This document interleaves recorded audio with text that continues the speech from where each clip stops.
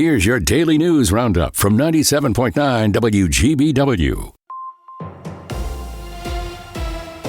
For Civic Media News, I'm Connie Fellman.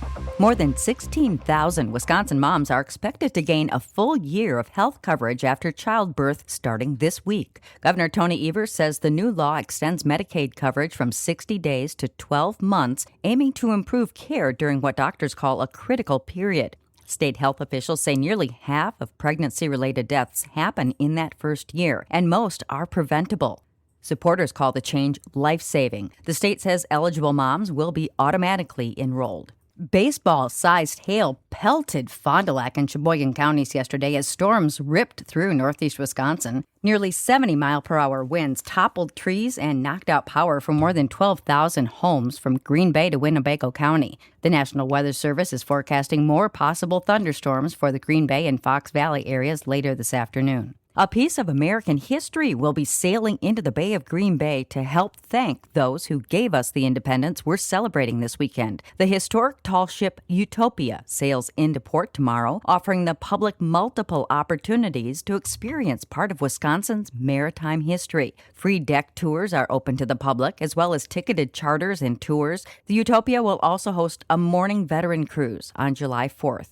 How patriotic are you feeling as we gear up to celebrate our country's 250th birthday? A recent survey found that here in Wisconsin, we're in the middle of the road when it comes to patriotism. A recent Wallet Hub survey ranked the 50 most patriotic states in the country based on military and civic engagement. The finance website looked at items such as the number of military enlistees and veterans and how many people voted in the 2024 election. The Badger State was ranked 25th in the survey, but was listed 15th in the civic engagement category. In case you were wondering, Virginia was ranked as the most patriotic state. The Oshkosh Police Department has seized more than 600 illegal fireworks from a stand following an investigation last week. Police say they became aware of the stand on June 26th after receiving information that it may be selling fireworks. An inspection was conducted the following day and found the business selling prohibited fireworks out of a separate trailer parked away from the main stand. The materials are estimated to be worth $29,000. The investigation remains ongoing.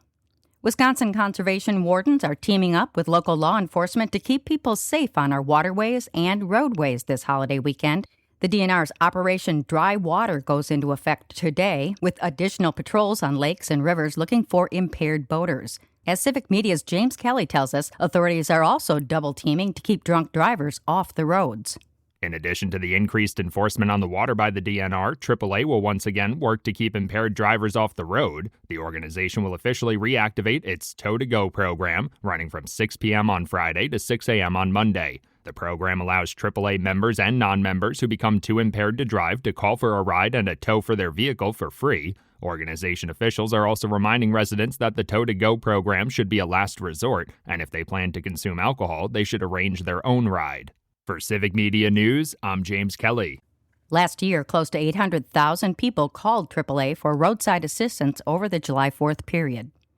Wisconsin lawmakers are encouraging kids to avoid screens this summer. The Wisconsin Partnership for Kids hosted a kickball game between state legislators and youth players during a local summer camp in Waunakee this week. The two sides played each other at Heritage Elementary School. Democratic Representative Alex George told WMTV she hopes children take more opportunities to get out and socialize, noting what she described as a direct connection between screen time and isolation. Fireworks are a favorite part of the 4th of July holiday for many, but as Civic Media's Melissa Kay tells us, that fun can blow up quickly if fireworks aren't used safely.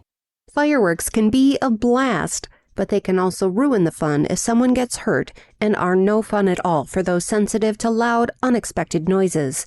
Eric Mackey, MD, an Aspirus emergency medicine physician, said they see a lot of burn injuries from fireworks. One of the most common things that causes burns is sparklers. They are fun, and I know everybody enjoys them at this time of year, but they burn at an extremely high temperature, and even when the firework has completed, the residual stick from the sparkler remains very hot. An important safety strategy involves making sure children are supervised appropriately and that an adult is the one igniting the fireworks. For Civic Media News, I'm Melissa Kay. Last year, tens of thousands of people were treated in emergency departments in the U.S. for fireworks-related injuries. Department of Health Services is trying to cover its tracks after sending personal information to wrong addresses. Officials say notifications were sent out to affected individuals explaining their information may have been accessed by people who shouldn't have seen it. DHS notified the impacted Wisconsinites when the error was discovered back in April, compiling a list of more than 8,100 names. Those people have been offered free credit monitoring for 1 year and a dedicated call center to have questions answered.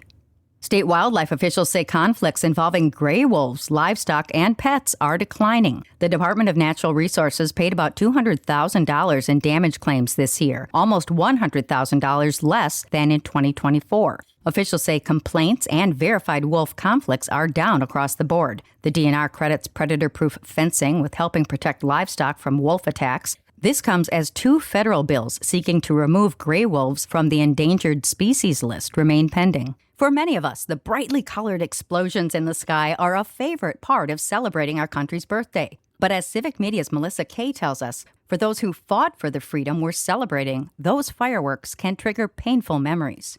For our military veterans living with post-traumatic stress disorder, or PTSD, exploding fireworks can trigger distressing memories. The Wisconsin Department of Veterans Affairs recommends tips to help veterans and their friends and families manage PTSD during fireworks. For veterans, find out in advance if a celebration will include them and when. Remind yourself you are safe and consider using earplugs or other sensory aids. For family and friends, ask how you can help. Offer words of support such as, "I am here with you now," and help the veteran remember where they currently are and that it is safe. I'm Melissa Kay, Civic Media News. If you have a neighbor who's a combat veteran advocates ask that you just be courteous when shooting off fireworks. Consider letting them know, especially if you'll be lighting them off prior to the 4th or after. Those unfamiliar explosions and loud bangs also terrorize many pets this time of year whose owners don't realize their 4-legged friends may not share our enthusiasm for fireworks shows. Animal advocates recommend leaving your dog at home inside if you're heading out to watch a fireworks show. If you plan to celebrate at home, just keep a close eye on your pet. Humane Society workers say the 4th of July holiday is one of the most common times of year for pets to go missing. They say the combination of loud fireworks, more people outdoors, and more guests coming and going through open doors creates ideal conditions for a scared pet to slip away. And that's your state news update. I'm Connie Fellman for Civic Media News. Baseball tonight. Hi, I'm Mike Clemens with sports. The Brewers on the road for this 4th of July weekend. They open up a 3-game weekend series tonight in Arizona against the Diamondbacks. It's part of an 11-game road trip, 5 games next week in St. Louis against the Cardinals, including a doubleheader on Tuesday. The next weekend, they're off to Pittsburgh to play the Pirates before the All-Star break. The Brewers losing yesterday to the Reds 7-2. Jacob Mizorowski taking the loss after giving up 5 runs in 5 innings. The Miz also informed because he's likely to pitch against the Pirates, he won't be able to start in the All-Star game. I get it. We're not looking for right now. We're looking for, September, October.